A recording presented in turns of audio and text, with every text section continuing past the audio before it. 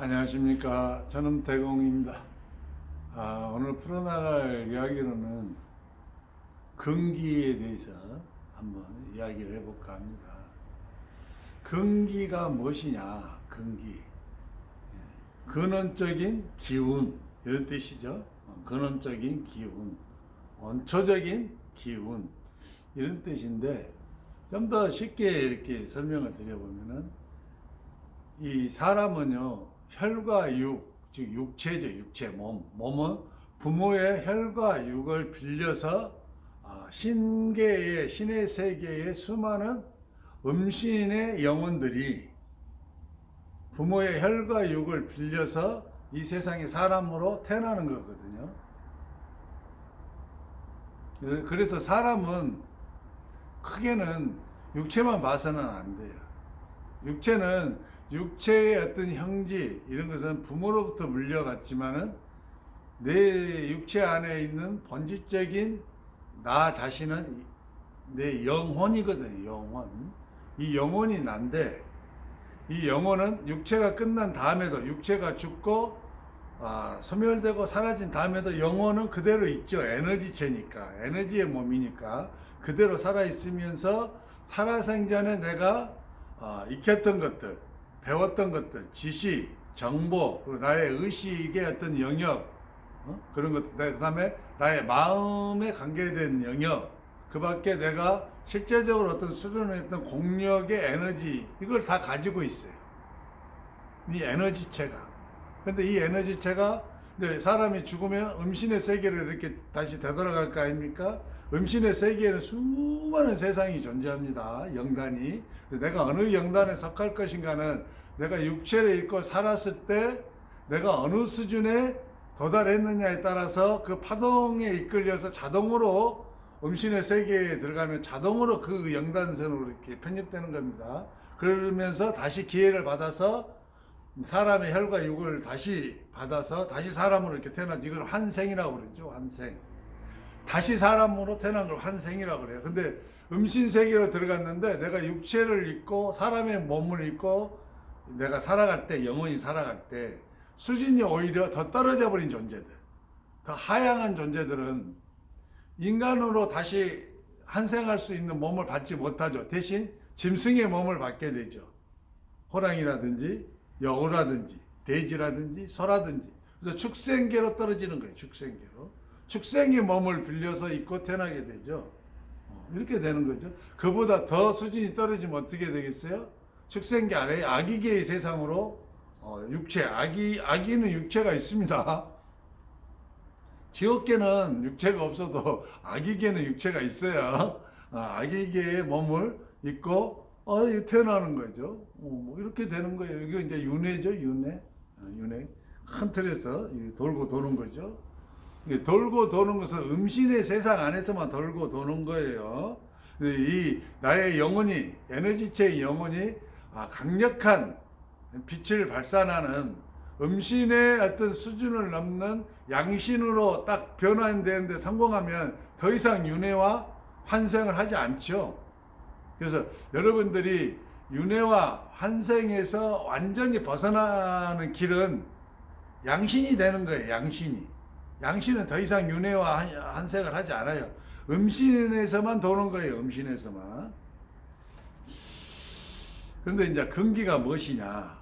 나 자신은 그러한 영혼인데 내가 사람으로 태어나기 이전에 영혼이 가지고 있는 고유한 기운, 즉 공력이에요. 공력. 그것이 바로 근기예요. 근기. 그래서 어떤 영혼은 이 세상에 처음 태어날 수도 있잖아요. 사람으로. 그렇죠?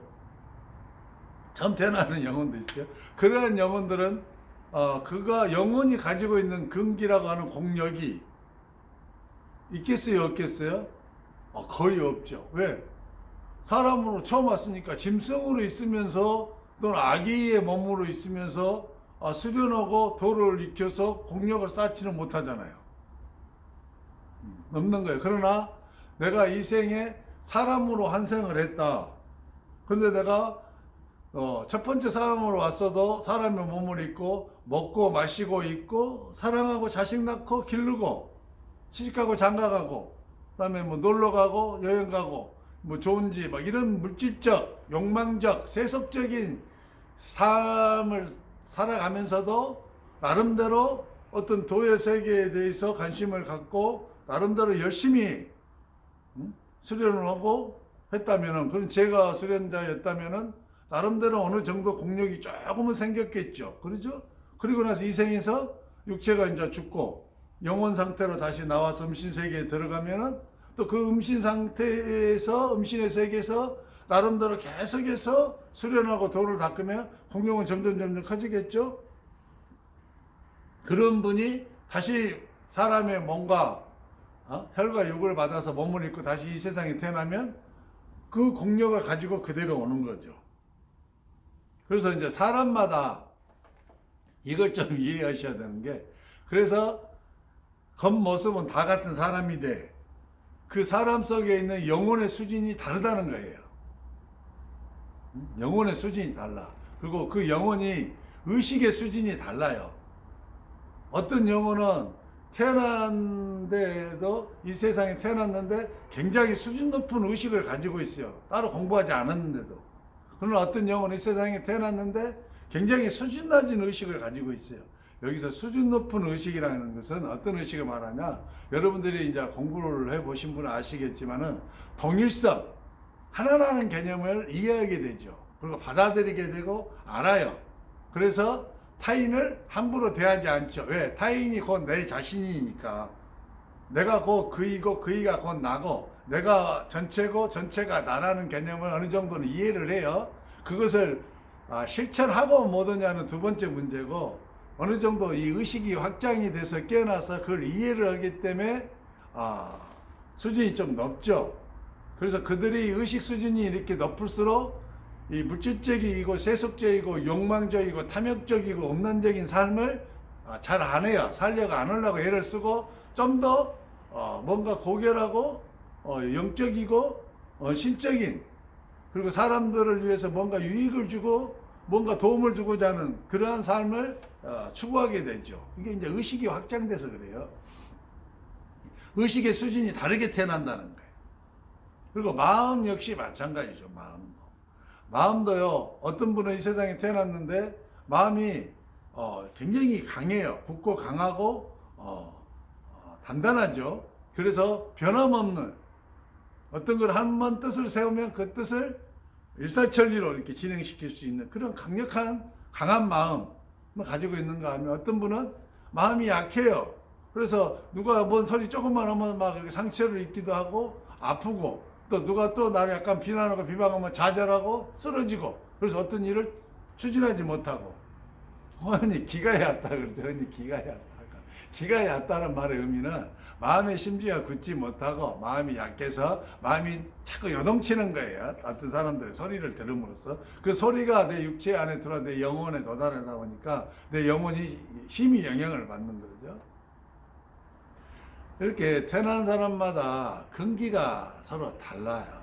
그래서 도를 이루어감에 있어서, 수련을 함에 있어서 똑같은 선상에서 제자로서 출발을 했음에도 불구하고 시간이 5년, 10년, 20년이 지나면 엄청난 결과의 차이를 가져오게 되는 것이죠. 이게 이제 결정적인 이유가 근기의 차이 때문에 그래요. 근기의 차이 때문에.